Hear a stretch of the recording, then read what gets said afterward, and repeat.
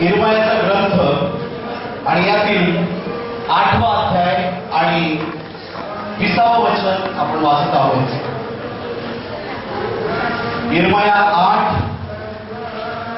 आणि 20 मी आपल्यासाठी वचन वाचतो. इर्माया 8वा अध्याय 20वे वचन लक्ष देऊन ऐका. सुगी सरली, हंगाम आटोपला, पण आमचे तारण झाले नाही. आमेन. Praise the lord. देवाचं वचन आपण वाचलेलं आहे. इर्माया 8वा अध्याय 20वे वचन. सुगी सरली, सुगी संपली, हंगाम आटोपला, पण आमचे तारण झाले नाही. या वचनावर आज आपलं लक्ष आपण केंद्रित करणार आहोत. सर्वांनी म्हणायचं सुगी संपली, हंगाम आटोपला, पण आमचे तारण झाले नाही. सुगी संपली, हंगाम आटोपला. सगळ्यांनी असं करा. सुगी संपली. संपलं कसं करतो? संपलं.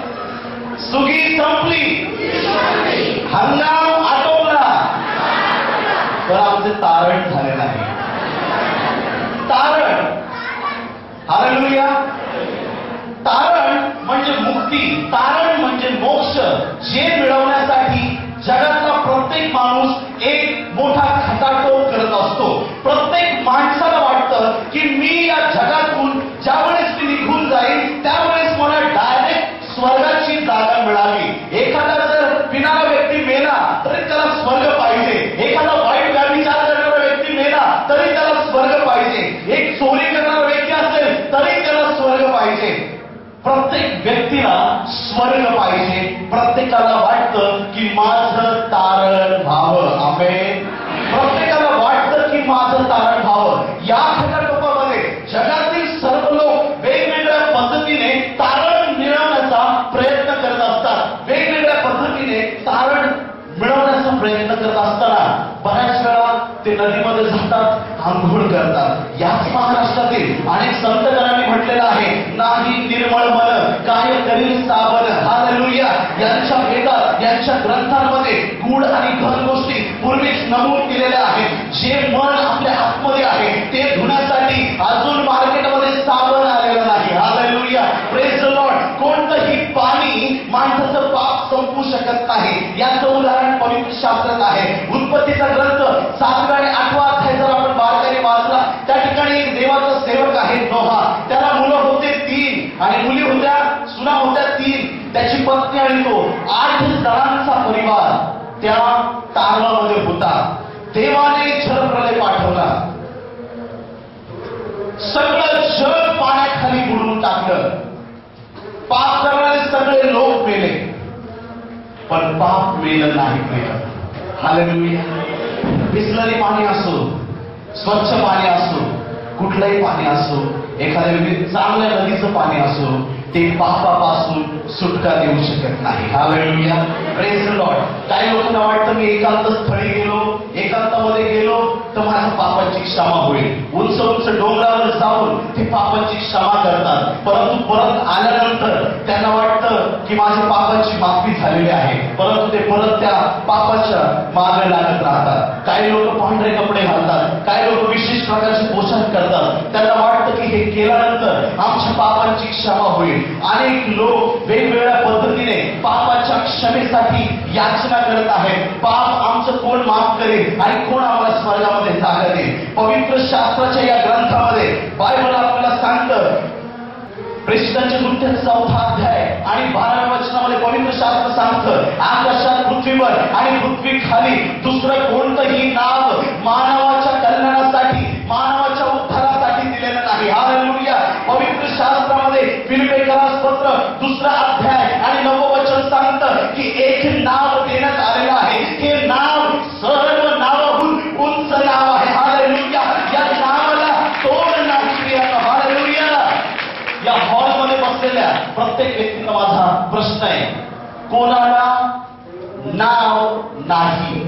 हात वर करा. सगळ्यांना नाव आहे? आमेन. प्रत्येक माणसाला नाव आहे. बाळ जन्मलं बापाकडे लगेच बाहेर आले गुलू आले बाळ झालं. अरे याचं नाव काय ठेवायचं? पहिला प्रश्न काय याचं नाव काय ठेवायचं? पहिला प्रश्न नाव काय ठेवायचं? लहान लेकरू झालं का पहिलं असं बघितलं का? 12 वर्ष झालं पण अजून नावच ठेवलं नाही. काय करावं? 4 नाव आहे. आजीचं एक, बाबाचं एक, बाप तर वेगळंच ठेवतो, आईचं एक, सुनबाई माहेरात गेली का त्यांचं पण एक असतं. सगळेजण नाव ठेवलं. प्रत्येक माणसाला नाव आहे, प्रत्येक रस्त्याला नाव आहे, प्रत्येक चौकाला नाव आहे, प्रत्येक जिल्हा तालुक्याला नाव आहे, प्रत्येक शहराला नाव आहे, प्रत्येक गावाला नाव आहे, प्रत्येक वस्तूला नाव आहे, प्रत्येक व्यक्तीला नाव आहे, प्रत्येक आजाराला नाव आहे. कॅन्सर हे एक नाव आहे, एड्स हे एक नाव आहे, मृत्यू हे एक नाव आहे, अनेक वेगवेगळी नाव आहे. पण सर्व नावांपेक्षा एक नाव सर्व नावाहून उच्च नाव आहे. त्या नावाला तोड नाही, त्या नावाच्या उच्चाराने पाप क्षमा होते. ते नाव मुखातून काढलं तरी आपल्या जीवनामध्ये आशीर्वाद उतरून येतात. त्या नावामध्ये एक असीम सामर्थ्य आहे. हालेलुया. एकच नाव. किती नाव? एकच नाव पातकांच्या उद्धारासाठी दिलेलं आहे. ज्यांना पापाची क्षमा पाहिजे त्या पापांच्या उद्धारासाठी फक्त एक आणि एकच नाव देण्यात आलेलं आहे. या हॉलमध्ये कोणाला ते नाव माहित नाही का? हालेलुया. टाळ्या वाजवून देवाचं गौरव करायचं.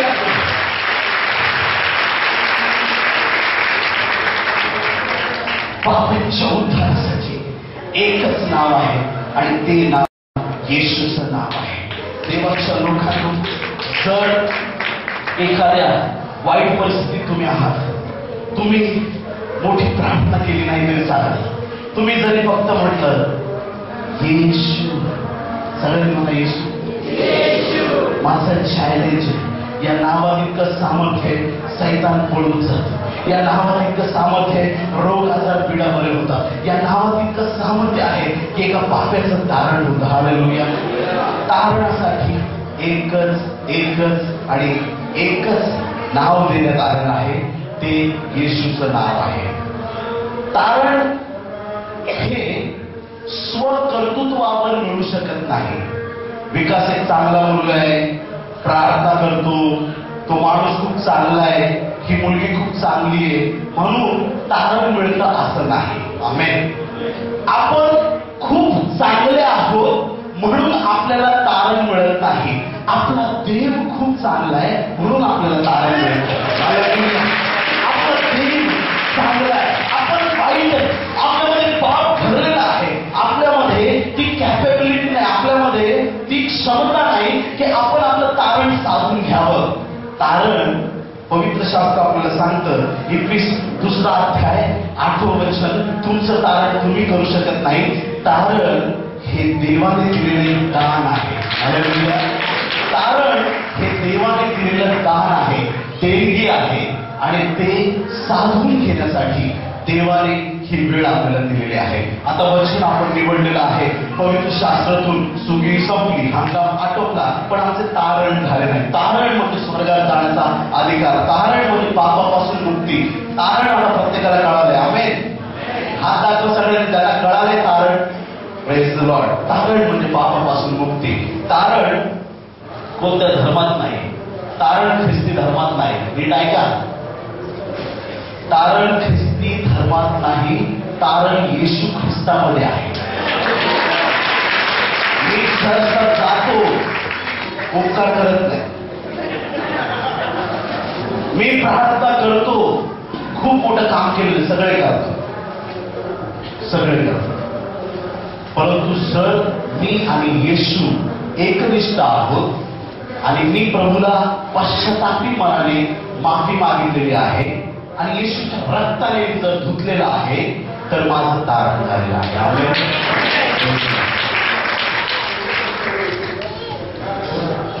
सुगी संपली, हंगाम आटोपला. एखादा शेतकरी ज्यावेळेस शेताची मशागत करतो,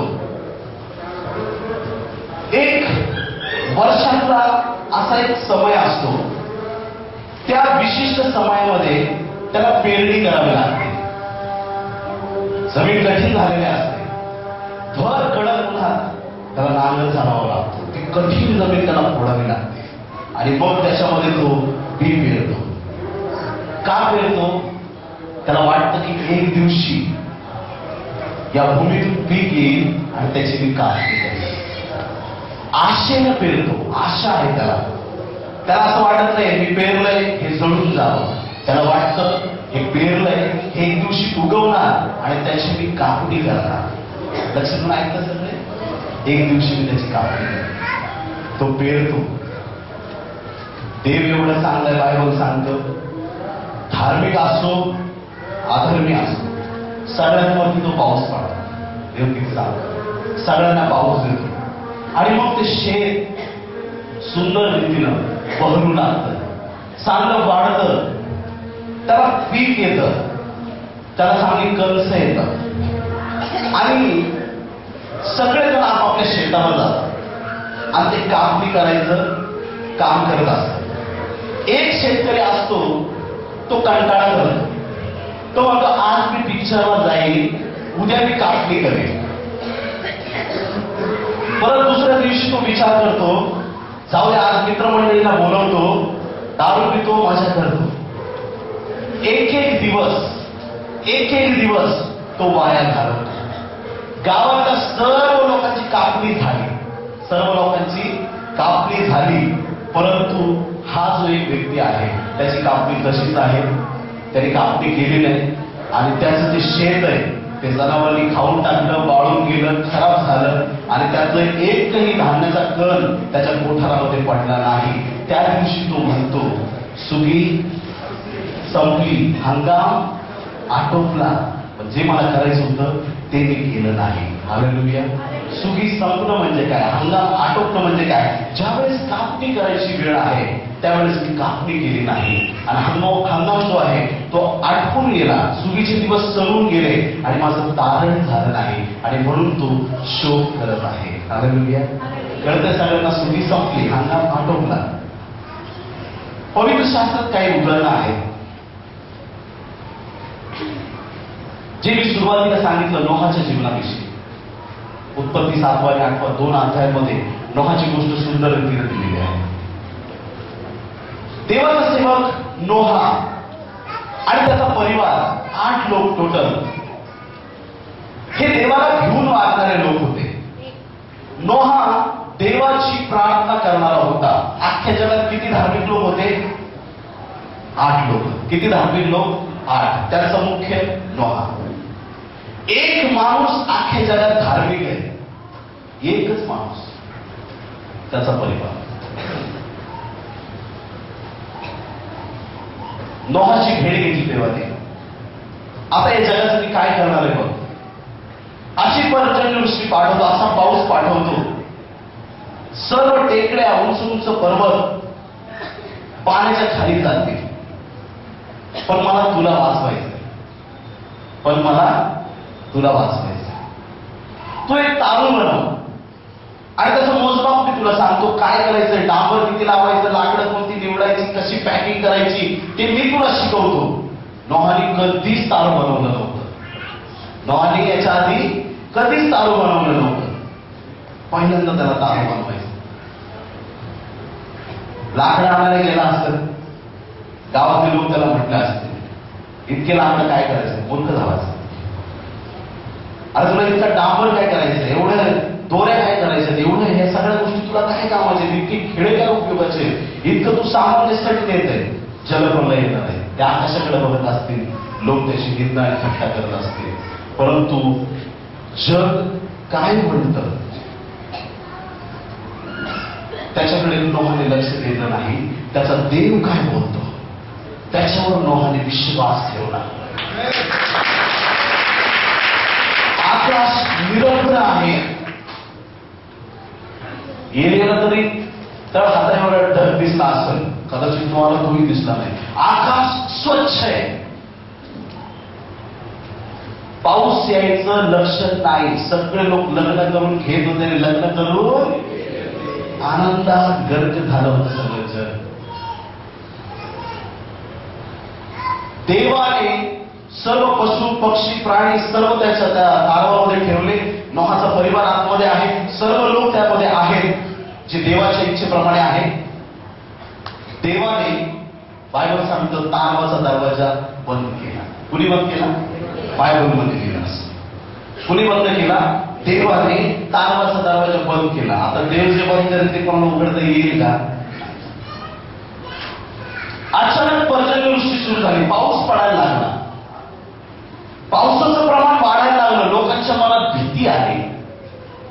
नोहाने जी भविष्यवाणी केली कदाचित ती पूर्ण होईल का प्रश्नचिन्ह पडलं. लोक घाबरायला लागले आणि पाणी छातीपर्यंत आलं असेल. पाणी वाढत चाललं, पोहत पोहत पोहत नोहाकडे, नोहा आम्हाला तारवात घे. अरे मी तुला डांबर दिला, अरे तुला लाकडं पुरवली, अरे तुला किती मदत केली, दार उघड. पण नोहा काही दार उघडायला तयार नाही, कारण दरवाजा देवाने बंद केला आहे. आणि मग एक क्षण असा आला, पाणी वाढू लागलं, इतकं वाढलं इतकं वाढलं इतकं वाढलं. या इन्सिडन्सच्या या घटनेच्या आधी असं घडलं, सर्व लोक जे आहेत ते नोहाला तुच्छ लेखत होते. काय तू वेळ आहेस, कोण खायस, काय करतोय काय करतोय, त्याला एकदम हिंमत होते, त्याला एकदम खाली दाखवत होते. पण एक क्षण असा आला, इतकं पाणी वाढलं, जे तारू जमिनीला लागलेलं होतं, जसं पाणी वाढलं तारूवर उचलायला लागलं, तारूवर उचलायला लागलं. आणि जे लोक या नोहाला निंदा करत होते ते लोक पाण्यामध्ये बुडू लागले, ते लोक पाण्यामध्ये बुडू लागले. हालेलुया. तारू वर चाललंय, देवाचे लोक वर चाललेले आहेत, देवाचे लोक उंच केलेले आहेत. हालेलुया. लोक बुडत चालले, लोक बुडत चालले, त्यांची प्रॉपर्टी त्यांचा पैसा अडका पाण्याच्या खाली बुडत चाललेला आहे. नोहाचं तारू उंच झालेलं आहे. आणि उंच किती उंच? माउंट आबू आणि केटूचे शिखर जगामध्ये सगळ्यात उंच आहे, त्यांच्यावर नोहाचं तारू होता. हालेलुया. Praise the Lord. जेव्हा तुम्हाला कोणी निंदा करतं, देवाचा लोकांनो स्वतःला धन्य थांबता, त्यावेळेस तुम्हाला कोणी खाली दाखवतं, देव तुम्हाला उंच करत असतो. हालेलुया. Praise the lord. नोहाचं तारण उंच उंच उंच आणि बाकीचे जगातले पापी लोक पाण्यामध्ये दबून गेले, खाली खाली गेले. मी खाली का म्हणतोय त्याचा अर्थ समजून घ्या. पौलाने एक्सप्लेनेशन केलं त्याचं. ते लोक अधोलोकात पोहोचले, खाली जमीनशाही खाली, सगळ्यात खाली अधोलोक आहे, त्या अधोलोकात जाऊन पोहोचले. नोहा वर वर. ज्यावेळेस हे लोक बुडायला लागले, काय लोकांना पोहता येत असेल, काय लोकांना पोहता येत नसेल, उंच दगड बघत असतील, घरावर चढले असतील. देव म्हणतो मी सगळं बुडवणार आहे. कशा कशावर चढशील, तू जिथं जाशील तिथं पाणी येईल. तुला बुडून टाकायचं ठरवलं, तुला बुडवीनच बुडवीन. Praise the lord. जिथं जाईल तिथं पाणी पाणी पाणी पाणी पाणीच पाणी. लोक वर वर वर वर. शेवटच्या डोंगरावर एक जण उभा राहिला असतो, पाणी कमरेपर्यंत, पाणी छातीपर्यंत, पाणी गळ्यापर्यंत, पाणी तोंडा शिरायची वेळ आली. Praise the Lord. त्यावेळेस तू शेवटचं वाक्य म्हटलं असेल, सुगी संपली, हंगाम आटोपला, पण आमचं धारण झालं नाही. सुगी संपली, जेव्हा धारण चालू केल्याची वेळ होती त्यावेळेस मी माझ्या येशूकडे वळत नाही. ज्यावेळेस तुम्हाला देव आशीर्वादित करत होता त्यावेळेस मी बाकीच्या गोष्टींमध्ये लक्ष दिलं, माझ्या देवाकडे मी लक्ष दिलं नाही. आणि आता मरणाची वेळ आली त्यावेळेस तो म्हणतो की आता सुगी संपली, हंगाम आटोपला, पण आमचं धारण व्हायचं बाकी राहिलं, आमचं धारण होऊ शकलं नाही. हालेलुया. हे शब्द आनंदाचे नाही, हे शब्द पस्ताव्याचे आणि पश्चातापाचे आहेत. लोक जे नोहाच्या काळी मरत होते ते म्हणत होते सुगी संपली, हंगाम आटोपला, पण आमचं तारण झालं नाही, आम्ही वाचू शकलो नाही. अशी एक घटना पुढे पवित्र शास्त्रात आपण पाहतो. ज्यावेळेस देवाचा सेवक अब्राहम, विश्वासाचा बाप होता, पिता होता विश्वासाचा. अब्राहम, त्याचा पुतण्या लोट, दोघेही आपल्या प्रदेशातून बाहेर पडले. दोघांची भरपूर प्रॉपर्टी, चुलता पुतण्या. एक दिवशी अब्रामाची गुरं लोटाच्या जमिनीत शिरायला लागलं, तिथं चारा खायला लागले. लोटाची गुरं अब्रामाच्या जमिनीत शिरू लागले. गुराख्यांचं झालं भांडण. गुराख्यांचं झालं भांडण आणि ते आला अब्रामाच्या कानावरती. अब्राम म्हटलं आपण भाऊबंद आहोत. किती समजदार आहे बघा अब्राम. आपण भाऊबंद आहोत, तुझ्यात माझ्यात वाद नसावा. एक काम कर, तुला जिथं जायचं ना तिथं तू जा. तुला जो प्रदेश आवडतो ना तू त्या प्रदेशात जा, तुझ्या विरुद्ध दिशेला मी जाईल. मला कळते की काय सांगतो. लोटाला ऑफर दिली त्याने, तू चांगला प्रदेश निवड, वाईट असं तू घे. हालेलुया. तू चांगल्या ठिकाणी जा. त्यांनी प्रेम केलं आपल्या पुतण्यावरती.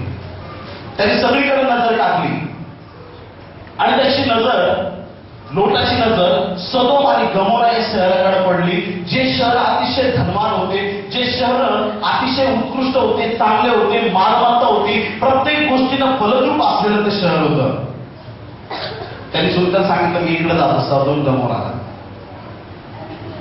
तो म्हटलं तू तिथे जातो, मी बरोबर तुझ्याकडे पाठ करतो आणि गेलो झाडाच्या वनराईचा.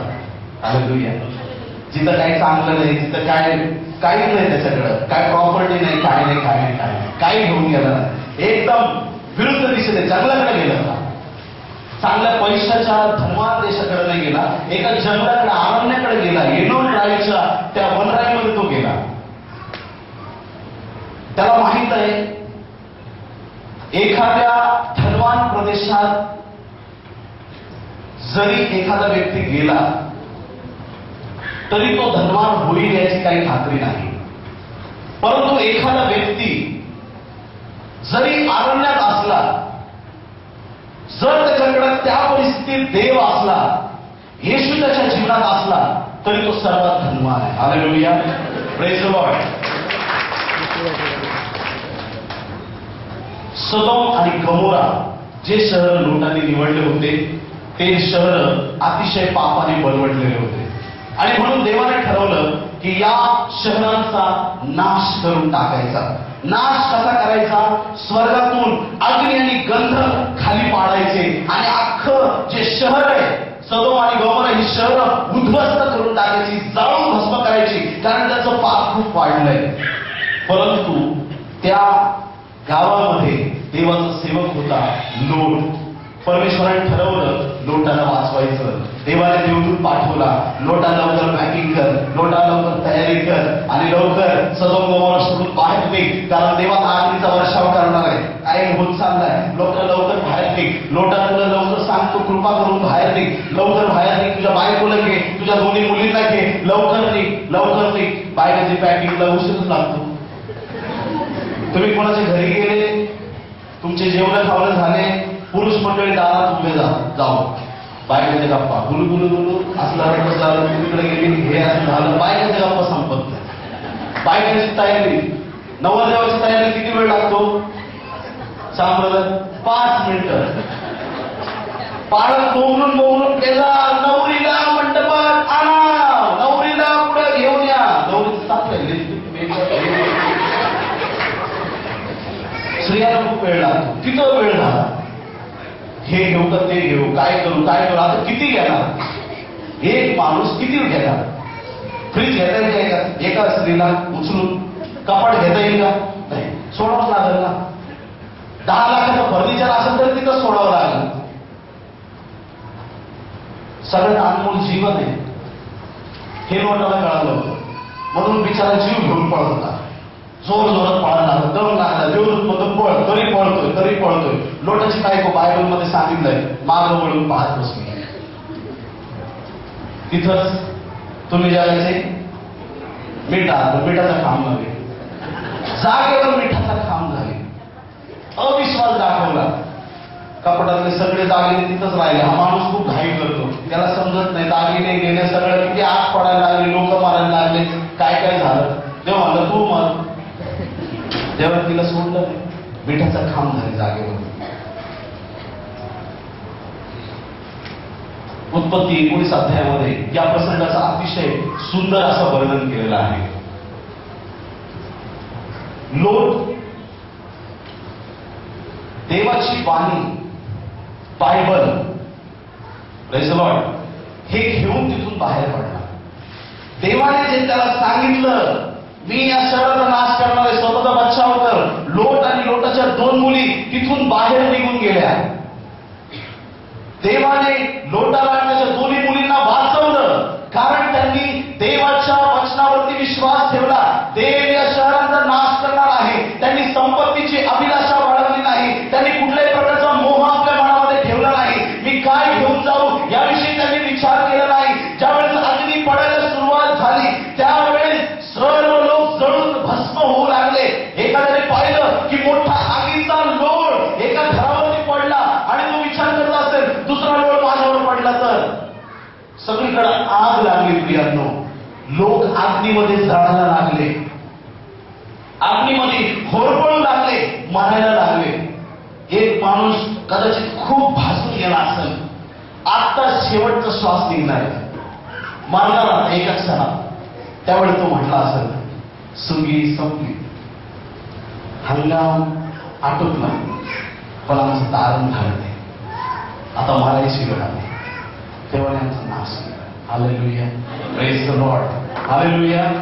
पवित्र शास्त्रामध्ये नोहाचं उदाहरण आपण पाहिलं. जे लोक मरत होते त्यांनी म्हटलं, सुगी संपली, हंगाम आटोपला, आमचं तारण झालं नाही.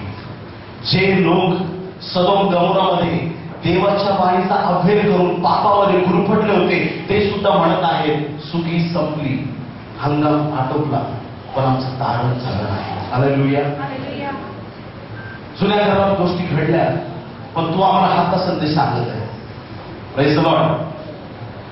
एक वेळ येऊन ठेवलेली आहे. जगातले अनेक लोक ऊर पडवून घेतील, मोठमोठ्याने आक्रोश करतील, मोठमोठ्याने रडतील, आपल्या ज्येष्ठ पुत्रासाठी शोक करावा असा शोक जगातले प्रत्येक व्यक्ती करतील. ज्यांनी येशूचा अभेद केला ते लोक रडत बसतील, स्वतःला इंदा करून घेतील, मारून घेतील, हाणून घेतील आणि ते म्हणतील, सुगी संपली, हंगाम आटोपला, पण आमचं तारण झालं नाही. आता एक दिवस येत आहे प्रियांनो. हालेलुया. या काळाविषयी मी बोलत आहे. हा काळ ज्या काळात आपण जगत आहोत हा कृपेचा काळ आहे. हा काळ आशीर्वादाचा काळ आहे. Praise the Lord. पवित्र शास्त्रामध्ये निर्गमनाचा 20वा अध्याय आणि त्यातील 7व्या वचनामध्ये परमेश्वराने 3री आज्ञा दिलेली आहे. तू आपला देव परमेश्वर याचे नाव मोठ्याने बोला जरा, व्यर्थ घेऊ नको. जुन्या करारामध्ये देवाने त्याच्या सेवकांना नियम लावून दिला होता, तू आपला देव परमेश्वर याचं नाव व्यर्थ घेऊ नको. व्यर्थ घेऊ नको म्हणजे नक्की काय? बराच लोकांना प्रश्न पडतो. जुन्या करारातले जे लोक होते प्रियांनो, मग तो अब्राम असो, इसाक असो, याकोब असो, कोणताही जुन्या करारातला सेवक असो, देवाने त्यांना दास म्हटलेला आहे. Praise the Lord. जुन्या करारातल्या मोशेला देवाने दास किंवा सेवक म्हटलेला आहे. परंतु जुन्या करारानंतर एक महान देवाचा पुत्र या जगामध्ये आला. त्याने जुन्या आणि नव्या कराराला वेगळं केलं. हालेलुया. त्याने स्वतः करार प्रस्थापित केला, नवीन गोष्टी त्याने घडवल्या, पापाचं पाप त्याने दूर केलं, वधस्तंभावर तो खेळण्यात आला आणि मग तो म्हणतो, योहान 1 अध्याय 12 वचन, जितक्यांनी माझ्यावर विश्वास ठेवला तितक्यांना मी माझी मुले होण्याचा अधिकार दिला. जुन्या करारातील लोकांना, देवाच्या लोकांना सेवक म्हटलेलं आहे. नवीन करारातील लोकांना मुलं आणि मुली म्हटलेलं आहे. आता तुम्ही आणि मी देवाची लेकरं आहात. हालेलुया. Praise the Lord. जुन्या करारातला सेवक, दास, चाकर. नवीन करारातला जो आहे, जे तुम्ही आणि मी आहोत, देवाची मुलं आहोत. मला सांगा, चाकर श्रेष्ठ आहे का मुलं श्रेष्ठ आहे? मुलं श्रेष्ठ. जुन्या करारातले जे दास होते त्यांच्यामध्ये आणि आपल्यामध्ये देवाने एक वेगळी तफावत ठेवलेली आहे. येशूच्या रक्ताने धुतले गेल्यामुळं आपण शुद्ध झाले आहोत.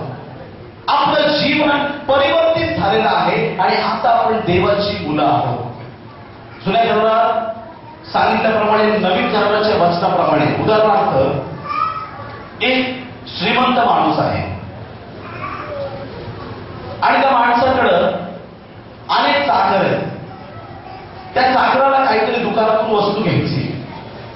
तो जातो दुकानामध्ये आणि सांगतो, मला एक कलर टीव्ही दे, उधारीवर दे, कारण मी अशा व्यक्तीकडे कामाला आहे. त्या व्यक्तीचं नाव मोठं असतं. त्या व्यक्तीकडे कामाला आहे, तो त्याला टीव्ही देतो.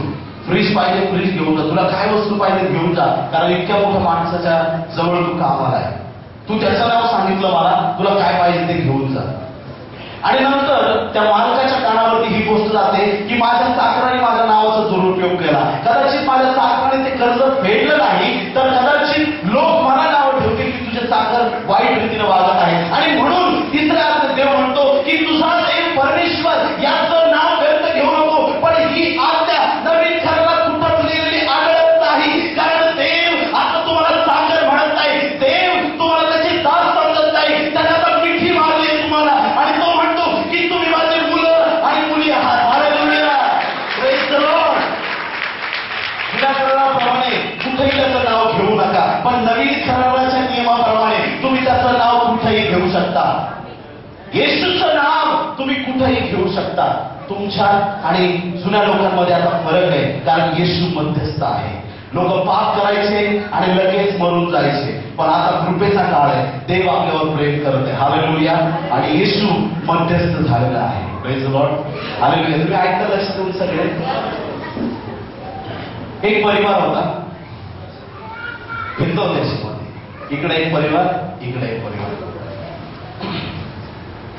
इकडे जो परिवार होता, रोज घरात भांडण, नवरा बायकोची भांडण रोज. दारातून जर एखादा गेला ना, रडण्याचा, शिव्यांचा, भांडणांचा आवाज यायचा. भिंत होती, भिंतीच्या पलीकडचं घर. इथं रोज हसायचा आवाज यायचा. इथं कसला आवाज यायचा? हसण्याचा आवाज यायचा. या घरात रोज लोक हसतायत, इतके जोर जोरात हसतायत. नवरा बायको का मस्त, हसलेलं थोडंच नाही, एकदम जोर जोरात. कोणी दारातून गेलं हसून दाखवतात बघा, असं हसत होते नवरा. इथं जे रोज भांडतायत, भांडण्याचा शेवट तुम्हाला माहिती आहे का? मी जाते माहेराला. गेला मॅडम माहेर निघून, साहेब एकच घरात रडत बसले. उगाच आज जरा जास्तच राग बोलवली, एवढं मला बोलत नव्हतं पाहिजे. बसलं रडत. आता काय करू? मग त्याचे डोळे उघडले. शेजारच्या घरात सारखा हसण्याचा आवाज होतो. जरा त्यांना जाऊन तरी रहस्य विचारू, म्हणजे कदाचित माझी बायको परत आली तर ती काय जर ती घेतली आणि आमच्या पण घरातून आनंदाचा हसण्याचा आवाज येईल. गेलं शेजारच्या घरात. नमस्कार साहेब, तुला थोडं काही विचारायचं होतं. विचारा ना. तुमच्या घरात नेहमी हसण्याचा आवाज होतो, का बरं असं? आम्ही नेहमी भांडतो, माझी बायको गेली आता नुसतं. काहीतरी सांगा मला, आमच्या पण घरात हसण्याचा आवाज येईल. तुम्हाला म्हटलं, अरे काय रे, काय विशेष नाही तुझा. तो त्याला काढायच्या मार्गावरती होता. पण हा बिचारा आता त्रासच आहे, त्याला ऐकायचंच आहे. ह्या घरात हसण्याचा आवाज काय आहे तो मला समजूनच घ्यायचं. बस आम्ही का हसतो याचं कारण सांगतो, महत्वाचं. बस ते काय होतं, कधी कधी मला खूप राग येतो, माझ्या बायकोला पण राग येतो. तिला राग आला, ती लाटणं घेते, मला फेकून मारते. तिचं लाटणं माझ्याकडे आलं आणि ते जर मी चुकवलं तर मी जोर जोरात हसायला. आणि माझ्या हातात जर चप्पल आली,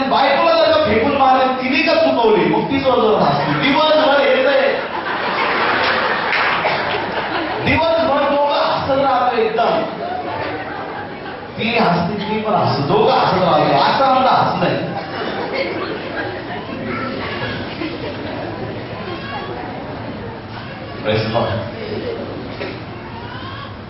आनंदी राहण्यासाठी, खुश राहण्यासाठी, घरात शांती येण्यासाठी लोक वेगवेगळ्या गोष्टी करतात.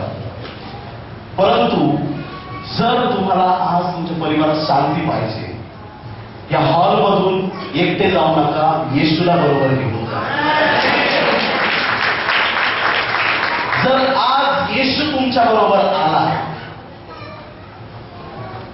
जर नवरा बायको असेल, खाऊन जर माझ्या आईला बाहेर पडू दे, मग तुझ्याकडे बघतो. हा माझे पाहुणे आलेत ना, यांना बाहेर पडू दे, मग तुझ्याकडे बघतो. पाहुणे तो पण भांडणं होत, पाहुणे समोर मला असं बोलते का, भांडणं होत. तर येशू कायमस्वरूपी आपल्या घरात असेल, आपल्याला माहिती येशू मला बघतोय, मी काहीच बोलणार नाही, तर रागता आला गपचूप घेऊन घ्यायचं, बोलायचंच नाही. मॅडम पण तेच करतील, सर पण तेच करतील, दोघं पण तेच करतील. घरात भांडणं होणार नाही. येशूला बरोबर घेऊन जा. तारणासाठी, उद्धारासाठी, शांतीसाठी, आनंदासाठी, प्रीतीसाठी, सर्व गोष्टींसाठी एकमेव नाव दिलेलं आहे, येशूचं नाव. हे तारण परमेश्वराने आपल्याला दिलेलं आहे.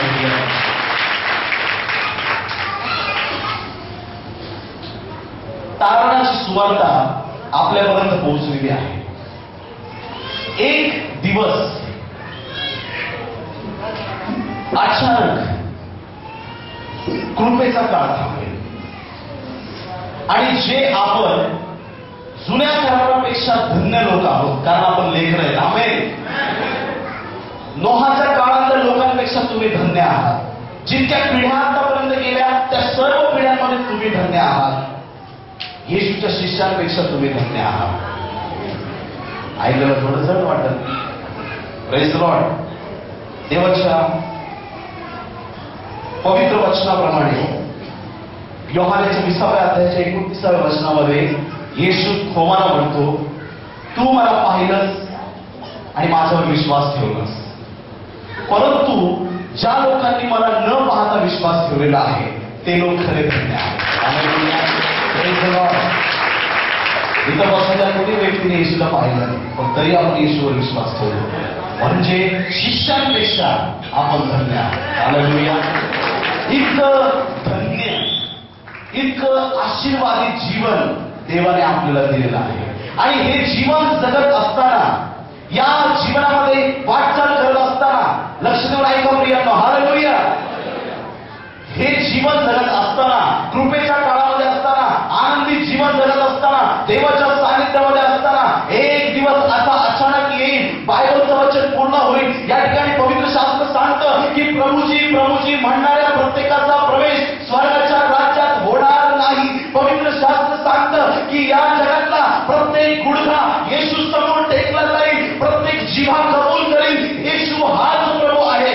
सर्व जग प्रभूकडे वळत आहे. आणि मग या परिस्थितीमध्ये एक दिवशी अचानक देवाची कृपा थांबेल. येशू ख्रिस्त परत फिरून माघारी येत आहे. शेवटला कर्ण 7 वाजो कर्ण आहे तो वाजवला जाईल. येशू स्वतः मेघारूढ होऊन या जगाच्या तारणासाठी येत आहे. येशू ख्रिस्त या जगाकडे येत आहे. प्रियांनो, निवडलेल्या लोकांना घेण्यासाठी येशू येत आहे. गेल्या वेळेस जो आला येशू, त्यावेळेस तो चाकर आणि दास म्हणून आला. यावेळेस तो येईल, त्यावेळेस राजा म्हणून येणार आहे, राजा अधिकाराने येणार आहे. तो स्वतः त्या ढगावरती विराजमान होईल, ढगावरती थांबेल तो. हालेलुया. Praise the Lord. तो ढगावरती विराजमान होईल.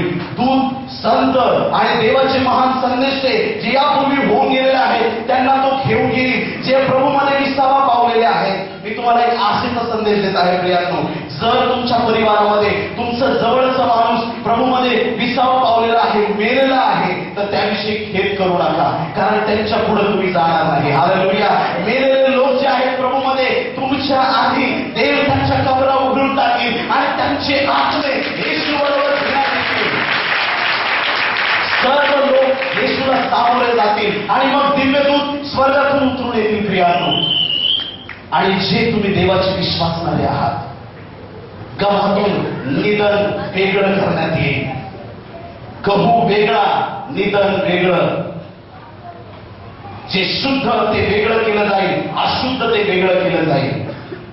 चांगलं आणि वाईट याच्यामध्ये देव एक आडभिंत निर्माण करेल. आणि जे प्रभूवरती विश्वास ठेवणारे आहेत ते त्यांना उचलून घेईल. जे आपण आहोत, जर आता माचीचे काडी लावलं हाताला फटका बसेल, इलेक्ट्रिक शॉकला हात लावला करंट बसेल, पाण्यामध्ये टाकलं बुडून जाऊ.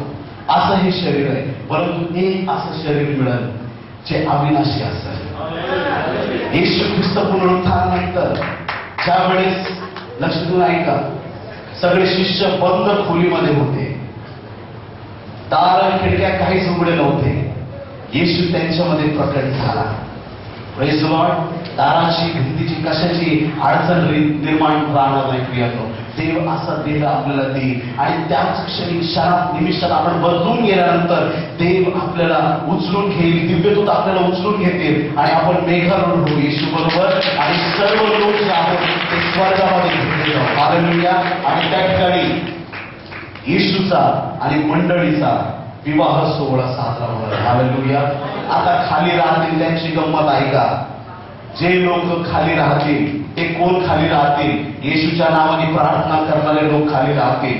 भूत काढणारे लोक सुद्धा खाली राहतील. अन्य भाषा बोलणारे लोक खाली राहतील. जे लोक बाप्तिस्मा घेतलेले आहेत ते खाली राहतील. अनेक लोक जे आहेत या जगामधले ते खाली राहतील, कारण त्यांनी जगाला दिसण्यासाठी गोष्टी केल्या.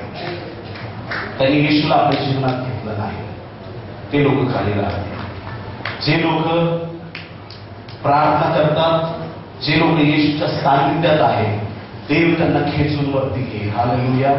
सर्व देवाच्या अभिषिक्त लोक घेतले जातील. आणि जे लोक दोन्ही तोंडाने बोलतात, देव त्यांना खाली ठेवून देईल. त्या लोकांना स्वर्गाच्या राज्यात प्रवेश नाही.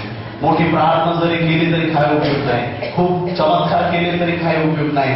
खूप चांगले कामं केले तरी काय उपयोग नाही. पण जर चुकीच्या गोष्टी करत असतील तर ते लोक या घरात राहतील, या जगामध्येच राहतील. त्यांना देव घेऊन जाणार नाही.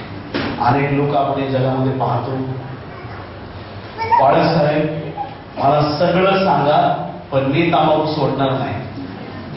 ते लोक म्हणतील, लोक वर घेतले जातील, सुगी संपली, हंगाम आटोपला पण आमचे तारण झाले नाही. काही लोक म्हणतील सुगी संपली, हंगाम आटोपला, आमचे तारण झाले नाही. पाप करत खालीच राहतील. ते लोक स्वर्गाच्या राज्यात जाणार नाही. किती चांगला संदेश दिला, किती धार्मिकता दाखवली, पण देव तर अंतःकरण पाहणारा देव आहे. जर लबाडीने धार्मिकता करत असू तर आपल्यावर तो प्रसंग ओढवल्याशिवाय राहणार नाही. ज्या दिवशी दरिद्री लाजार वर घेतला जाईल. आमेन. दरिद्री लाजार गेटच्या बाहेर पडला होता. कोण त्याच्याकडे बघत नव्हतं. सगळे श्रीमंताला भेटायला येत असतील. चांगलं चांगलं भोजन श्रीमंतासाठी आणत असतील. त्याच्या मेजावरून चूल पडायचा. काय फेकायचं? जळलेली भाकर. हा काळा बाबूला मला आवडत नाही, फेकून द्यायचा. लाजर ते आनंदाने खायचा. त्याला जे आवडत नव्हतं, अरे ही भाजी शिळी झाली, फेकून द्यायचा. ते लाजर खायचं. हालेलुया. तो या जगात सगळ्यांनी त्याला धिक्कारलं, पण ज्याच्याकडे कुणाची नजर नाही त्याच्याकडे देवाची नजर नाही. तो जिवंत असताना कुणी त्याला जवळ घेतलं नाही. लाजाराचा वास येतो, किती दिवस झाले आंघोळ केले नाही, किडे पडले, काय त्याची स्थिती झाली, त्याला कुणी जवळ घेतलं नाही. त्याच्या जवळ कुणी उभं राहिलं नाही. त्याच्या अंगाला दुर्गंधी येते, शिळं भोजन खातो, कपडे नाही चांगले, त्याच्या जवळ कुणी उभं राहत नाही. पण बायबल सांगतं जसा मेला तसा अब्राहाच्या उराशी जाऊन टेकला. हालेलुया. Praise the Lord. जर तुम्हाला जवळ करू न करू, तुमचा देव तुम्हाला जवळ करायला हवे. हालेलुया. आज रात्री जो संदेश आपण ऐकलेला आहे, या संदेशाचं मर्म लक्षात घ्या प्रियांनो. दोन गोष्टी होऊन गेलेल्या आहेत. नोहाच्या काळी लोकांनी लफंगेपणा केला, त्यांना स्वर्गाच्या राज्यात प्रवेश मिळाला नाही. सगळे बुडून मरण पावले. सदोम गमोराच्या काळामध्ये लोकांनी चुकीचे वर्तन केले, देवाने त्यांना क्षमा केली नाही. ते लोक मरून गेले, त्यांचा शेवट वाईट झाला. आता शेवटची तिसरी ही संधी या जगातील लोकांना देण्यात आलेली आहे. येशू ख्रिस्त ज्यावेळेस मेघावरती आरूढ होऊन येईल त्यावेळेस आपण प्रत्येक जण तयार पाहिजे. येशू कधी येईल? येशू या क्षणी सुद्धा येऊ शकतो. आमेन. जर येशू आता आला, एक लक्ष देऊन ऐका, स्तब्ध व्हा प्रियांनो, स्वतःच्या जीवनाचा विचार करा. जर येशू आता या क्षणी आला तर तो मला घेऊन जाईल का?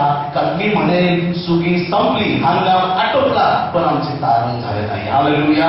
देवाने सेवक संदेश ठेवलेले आहेत, प्रार्थना करणारे लोक ठेवलेले आहेत आणि म्हणून आज आपल्याला तारणाची गरज आहे. आपलं जीवन बदलण्याची गरज आहे. Praise the Lord. ते आज निश्चित आपले अंतःकरण बदलणार आहे.